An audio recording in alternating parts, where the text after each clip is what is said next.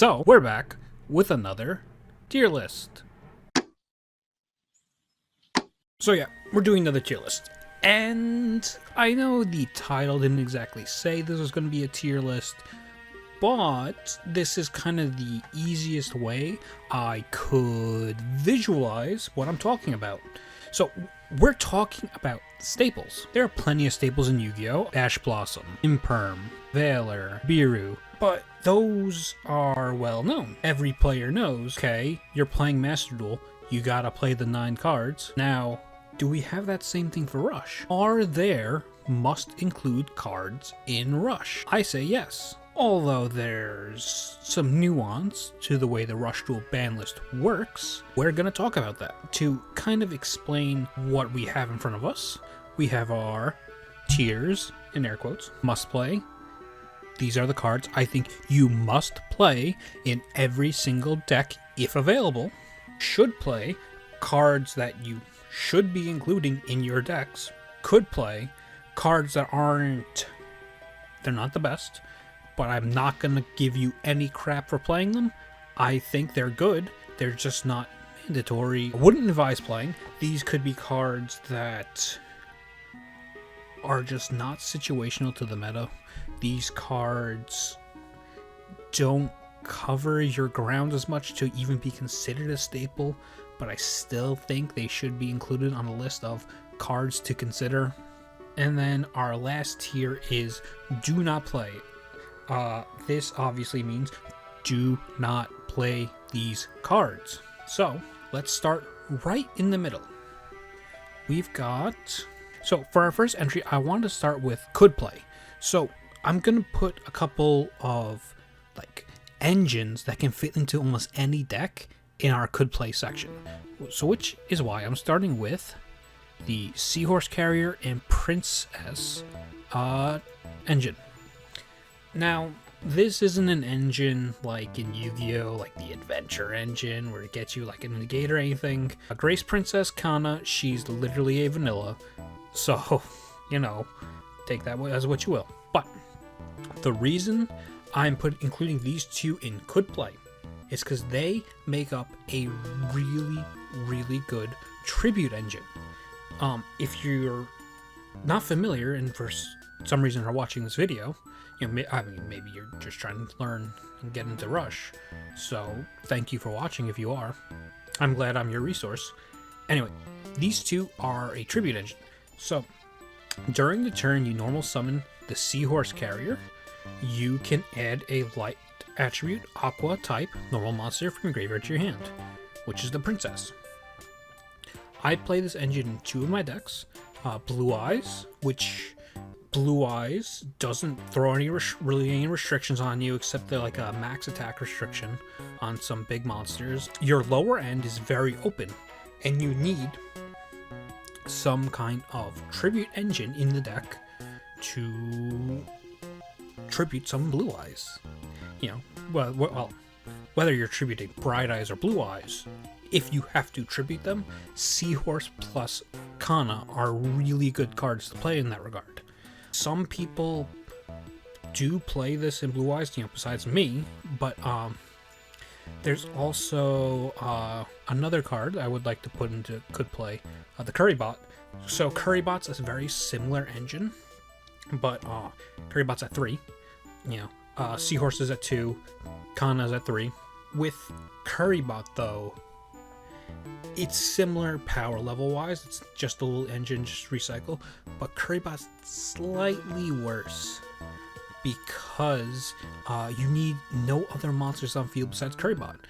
Seahorse does not have that restriction, which just makes them a generally better tribute engine, because if you just have both your Seahorses, that's 4 material. This engine is 4 material. Currybot can get you a max of 2 to 3. Sometimes not even, because you have to see all 3 Currybot to get that. So that's starting in the middle. But let's move a little bit higher. Let's say the top of the list. So 2 cards that I think are must plays. As in, if you can fit either of these cards in your deck, you must play them, we have Negate Attack and Widespread Ruin. If you're only experienced with modern Yu-Gi-Oh, this may seem very confusing, but these two are format warping staples. Negate Attack and Widespread are so unbelievably strong that ban lists have been shaped around whether the top decks can even play one of these or not. I should preface, Negate Attack is limited too. A lot of top decks are now forced to pull Negate Attack out of their decks. That's how strong these cards are. Widespread's a little worse, air quotes worse, because most max monsters cannot be destroyed by trap cards, but Widespread is still insane. I should also include, these are both legend cards, so your deck can only play one or the other. You cannot play both. You get one of either of these. The amount of games I've had that are decided exclusively by either of these two cards is more than I can count on if I had 5 hands. That's how crazy these cards are. Our next card, it was played pretty heavily on release. It was one of the first, I want to say it was included in one of the first quote-unquote meta decks on the game's release. We've got the Rice Terrace Secure, and if you're not familiar, what she does, send a level 5 or higher monster from your hand to the graveyard. Then you can change non-aqua type attack position monsters on your opponent's field to face-up defense up to the number of face-up aqua monsters on your field. Now, usually, in those decks that played her, she would be the only aqua type. She was played exclusively to switch a monster from attack to defense.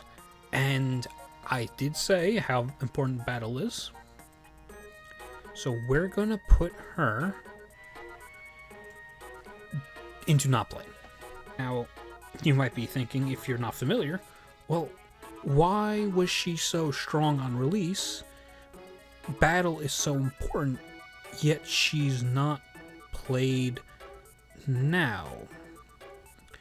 Well, that's where we get to the awkward position of a lot of cards in Rush Dueler are printed with the same effects, except they become archetype specific. So I didn't include an entire genre of card, which is just this type's MST. There are so many cards in the game that just say, if you have a face-up machine, spellcaster, dinosaur, cybers, worm, do something to one card in the opponent's back row. We also have is so many cards, quote unquote, power crept Rice Terrace by just printing her effect for their archetype. So you might have a dragon card that shifts battle position. So why would you play Rice Terrace in that deck when you can play the archetypal card and you most likely will be rewarded for it? Now let's look at a card that I think you should not be playing.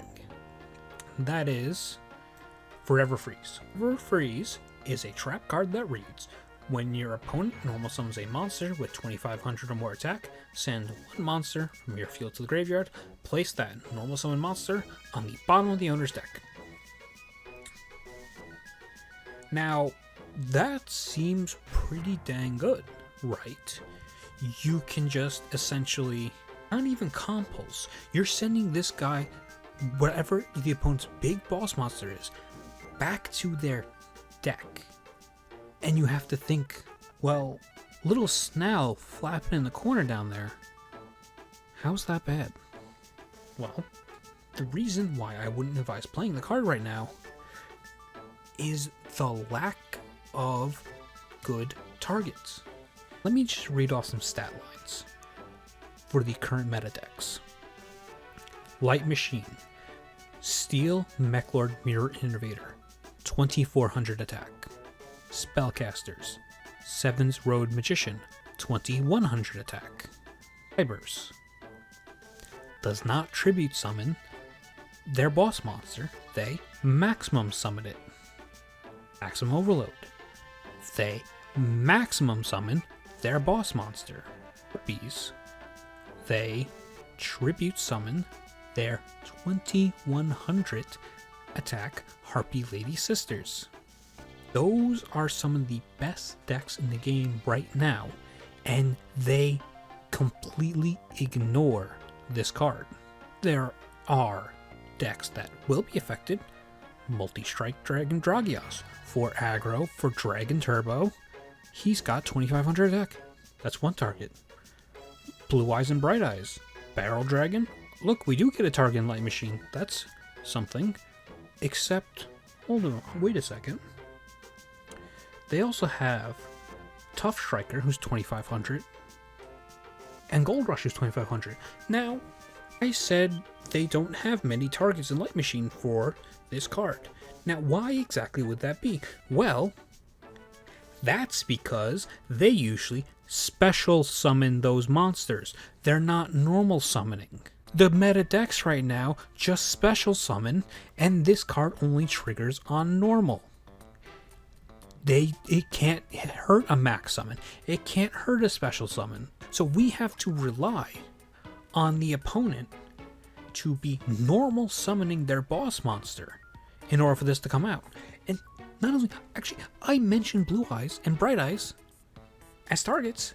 They too get special summoned by Kaiba Man, by the little dragon, the little Drago. They just special summon. So that's why I put this card in Wouldn't Advise. There will most definitely be future formats where this card is usable.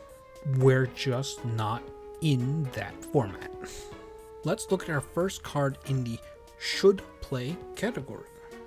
I'm going to put Talismanic Seal Array.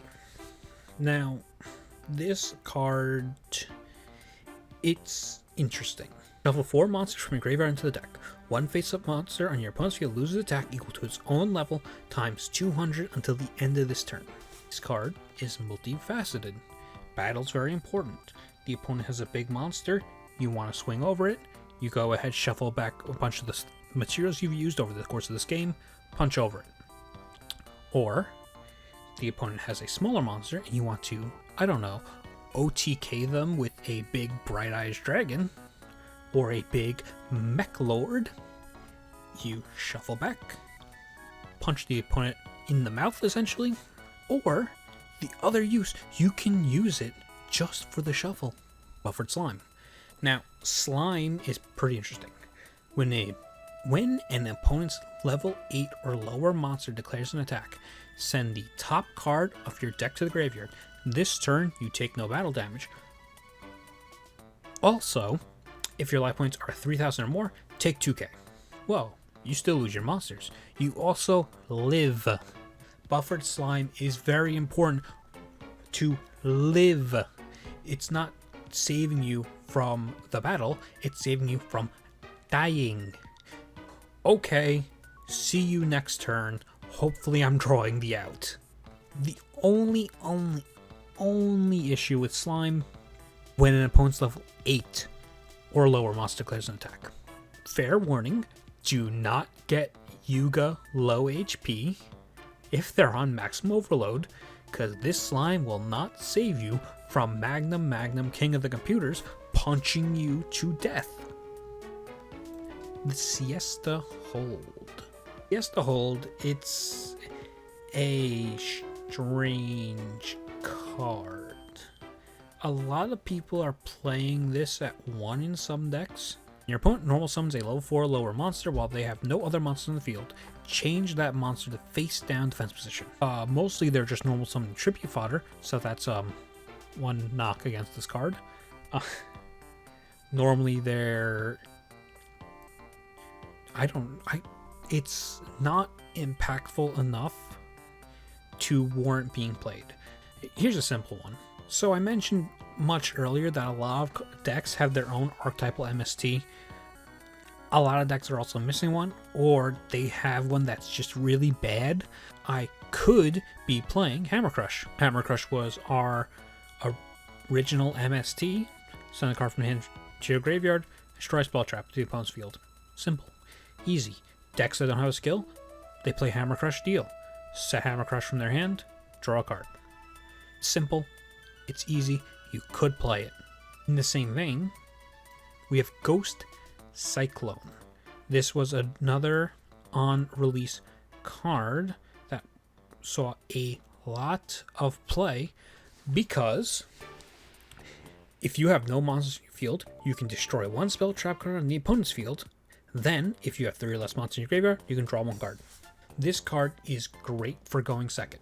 It is very, very good for going second and was pivotal to the start of the game. A lot of people still include 3 of these in their deck because it's very strong going second if you just open it, because people want to set their entire hand. So if you can snipe a card and go +1, that's very good for you.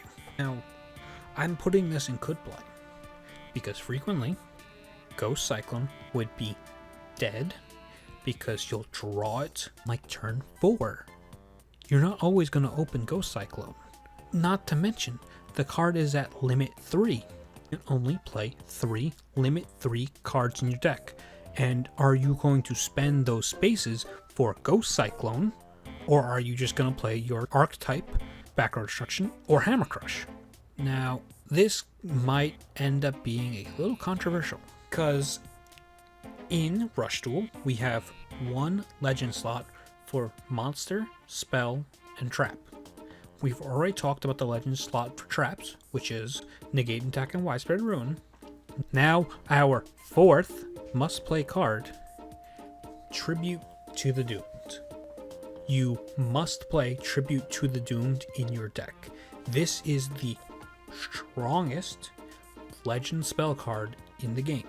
This outs, as far as I'm aware, every monster in the game, including max summons. It's hard to explain it further than this card outs any monster. It's crazy. It's insane. I say you should play Rising Light Angel Essel in every deck you can play her in. Now, what does Essel do? During a turn, you have not special summoned a monster. She only sees the past. She can't see the future. She does not lock you, by the way. Send the top 2 cards of your deck to the graveyard. Then, if you activate this effect during the first turn of the second player, you can special summon 1 monster from either graveyard face up to your field. Essel sticks a free body from either graveyard onto your field. She can just cheat your non-max boss monster out of the grave if you just get it twisted and you hit it. She's incredibly versatile. Even turn 3, turn 4, turn 1 even. She can just be thinning your deck, putting things in the graveyard. I play her in Buster Blader. I've mentioned Buster Blader before. It's a fun deck. You want to find Buster Blader in your grave, so having cards that just mill you are very good. That's why I think she's one of the best cards in the game. She puts so much pressure on losing the coin toss so you can go second that it's kind of insane. Sword and Shield.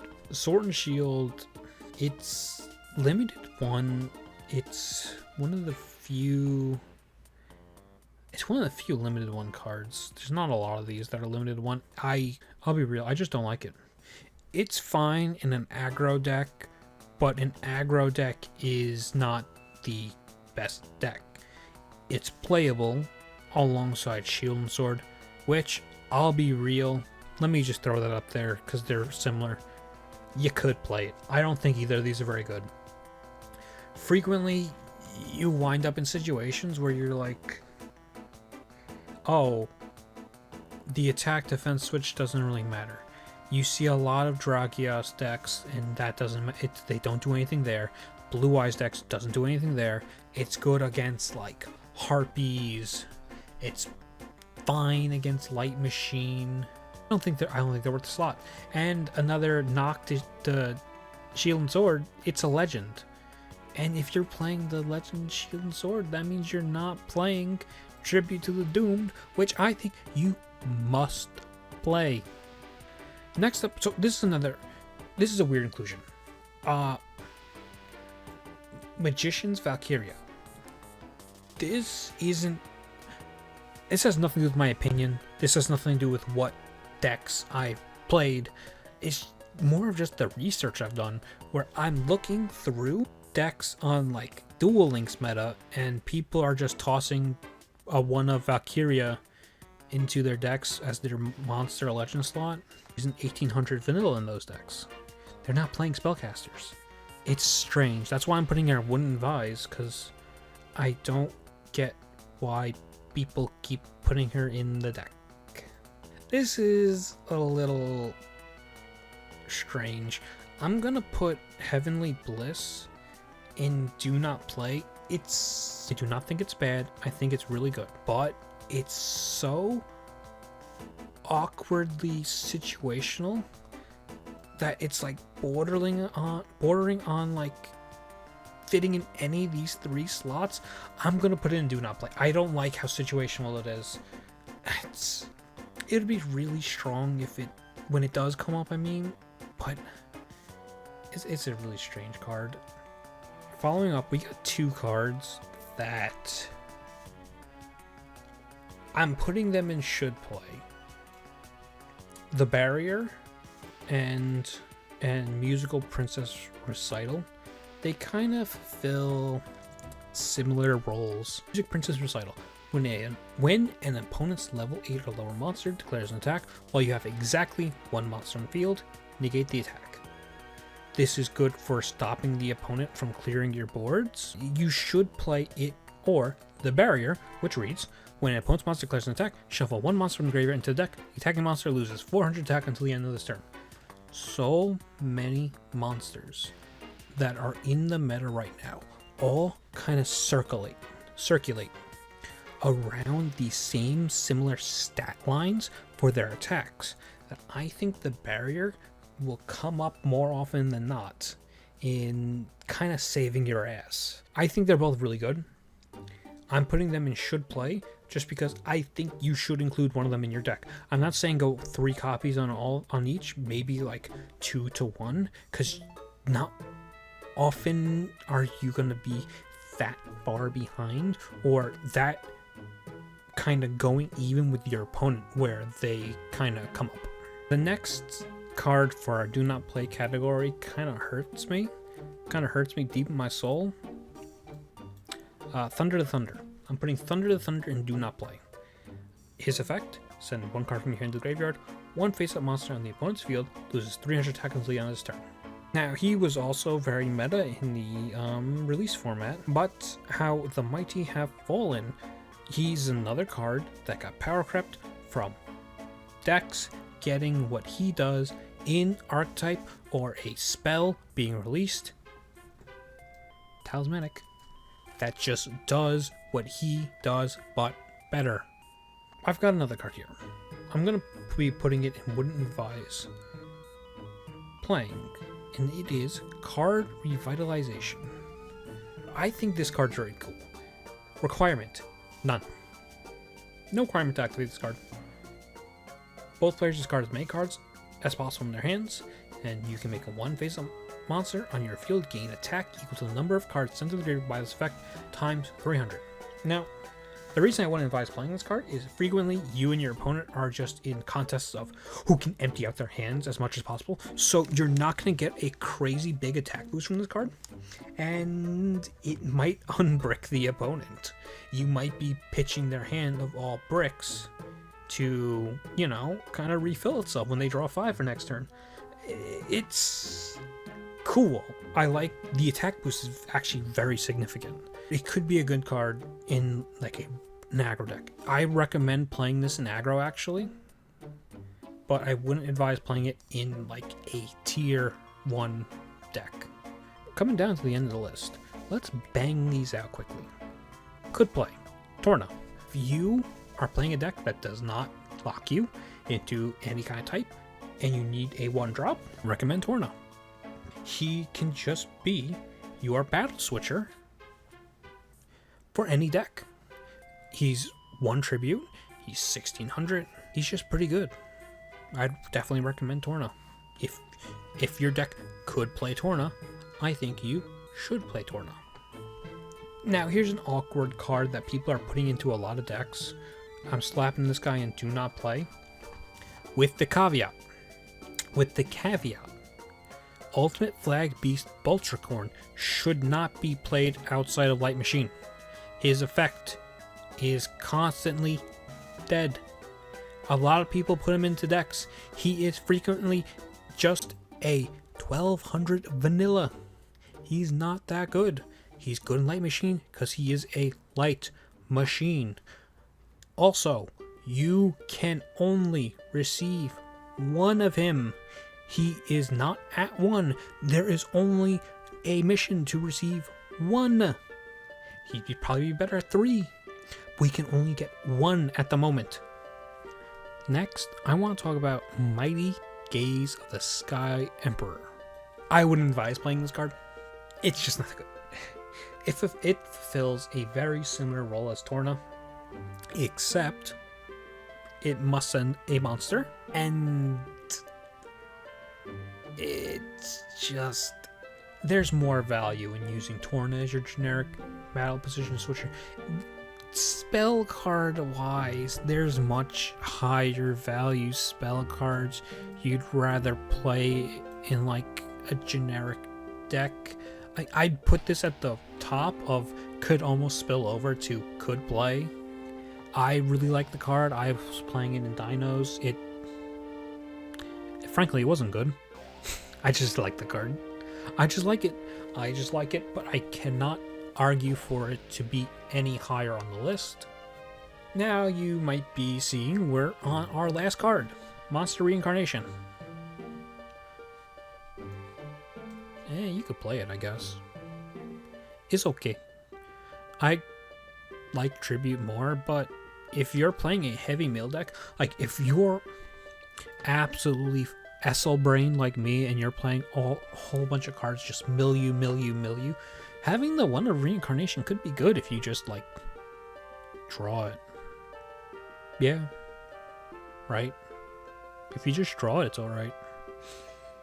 I'd most recommend playing it in Warrior, but Warrior Returning Alive just came out. So they just have this in Archetype, and it doesn't require Ascend, I don't think. So I can't think of any other deck that would really want it at the moment. Add a monster. You could play it. And now we're done. We got these 28 cards that I would consider make up the staples. But yeah, this is my list. If you think I missed a card, put it in the comments. Let me know. If you don't agree on any of my choices, put that in the comments. If you want me to explain further, put that. I would love to talk to everyone about their opinions on the cards in the comments. I will respond to you. I don't really get a lot of comments on these videos. Like, some of these videos do decently well, that's why I'm making them. But people don't really comment a lot. If you can literally talk about anything in the comments. If you ask you can ask me what I had for dinner last night. I'll respond to you down there. Like, I'll like your comment. I might even pin it, and then I'll respond. So go ahead and do that. Throw anything you want down there. Ask me a question about Rush Duel. Ask me a question about my life. I don't care. Just ask me anything down in the comments. You can like the video too. I would appreciate if you like the video, subscribe to the channel, all that good stuff.